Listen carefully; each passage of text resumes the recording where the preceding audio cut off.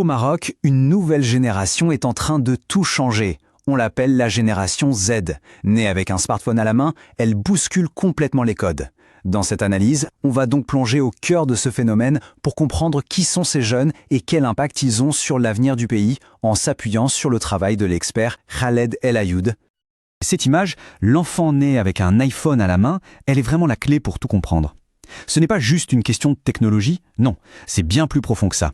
Ça décrit une nouvelle conscience, une nouvelle manière de voir le monde, qui est à l'origine de transformations majeures dans la société marocaine. Alors voilà notre feuille de route pour décrypter tout ça. On va d'abord définir cette fameuse génération iPhone, puis on s'intéressera à leur cri pour la dignité. Ensuite, point crucial, on verra qu'il y a en fait deux jeunesses, deux réalités bien distinctes. On abordera ensuite l'intervention royale et on terminera sur la manière dont le Maroc essaye de construire l'avenir. Bon alors, qui est-elle vraiment cette génération iPhone? Allons-y, plongeons directement dans le vif du sujet. Et c'est là que se trouve la vraie rupture. Les générations d'avant, elles, se sont adaptées à la technologie, mais eux, ils sont nés dedans. Pour eux, le smartphone, ce n'est pas juste un outil, c'est comme une extension d'eux-mêmes, une fenêtre ouverte en permanence sur le monde qui façonne absolument toute leur perception des choses. Et c'est ça qui est essentiel, il ne faut surtout pas les voir comme un simple groupe de jeunes. Leurs actions, leurs désirs, tout ça c'est en fait le miroir des changements profonds et ultra rapides qui traversent le pays tout entier.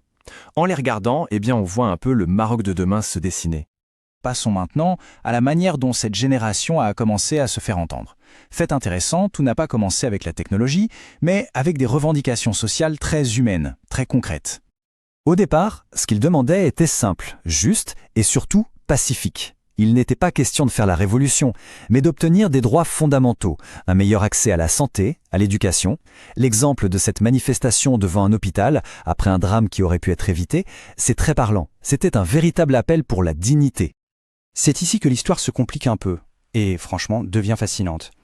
Parce que pour comprendre ce qui va suivre, il faut absolument faire la différence entre deux jeunesses qui, même si elles ont le même âge, vivent dans des mondes complètement à part. Et cette distinction, elle est capitale. D'un côté, on a la jeunesse numérique, éduquée, super organisée, celle qui était à l'origine des manifestations pacifiques, et de l'autre, une jeunesse marginalisée, qui a grandi dans la pauvreté, souvent sans repères familiaux. L'analyse est très claire là-dessus, ce sont eux, et non les premiers, qui ont malheureusement basculé dans la violence. Attention, cette violence ne sort pas de nulle part. D'après l'analyse de Khaled El Ayoud, elle est le symptôme direct d'un échec du système. L'échec des politiques sociales qui n'ont tout simplement pas réussi à intégrer la partie la plus fragile de la jeunesse, la laissant sans aucune perspective d'avenir. Face à cette crise qui prenait de l'ampleur, l'État a fini par réagir. Et au Maroc, cette réaction passe souvent par une figure centrale, perçue comme une force qui peut stabiliser les choses, le roi. Cette idée que le roi est une garantie de sécurité, elle est fondamentale dans le contexte marocain. Quand le dialogue semble rompu entre la société et le gouvernement, que la tension monte, la monarchie est souvent vue comme l'ultime recours pour calmer le jeu et restaurer un certain équilibre. La réponse s'est faite en 3 temps, un peu comme un scénario. D'abord, la crise s'envenime. Ensuite, le roi intervient. Mais son discours, ce n'était pas pour réprimander, c'était une promesse d'action avec des solutions concrètes. Et ça a été un vrai tournant, qui a permis de faire redescendre la pression d'un cran.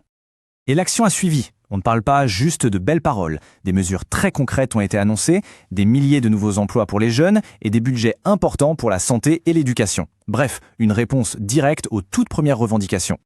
Allez, on passe maintenant à la vision à long terme. Parce que répondre à une crise, c'est bien, mais il faut aussi une stratégie plus profonde pour s'attaquer aux racines du problème. L'idée, c'est de ne plus être dans la réaction, mais dans l'anticipation.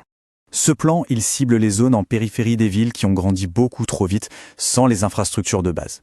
En y construisant des écoles, des centres pour les jeunes, des terrains de sport, on essaye de recréer un cadre et des opportunités là où le vide social avait laissé la place à la marginalisation. Et au milieu de tous ces défis, il y a des signes qui redonnent de l'espoir. La célébration immense de la victoire de l'équipe nationale de foot, c'était un moment assez extraordinaire. Des millions de Marocains, toutes générations confondues, sont sortis dans la rue. Pas pour protester, mais pour faire la fête ensemble.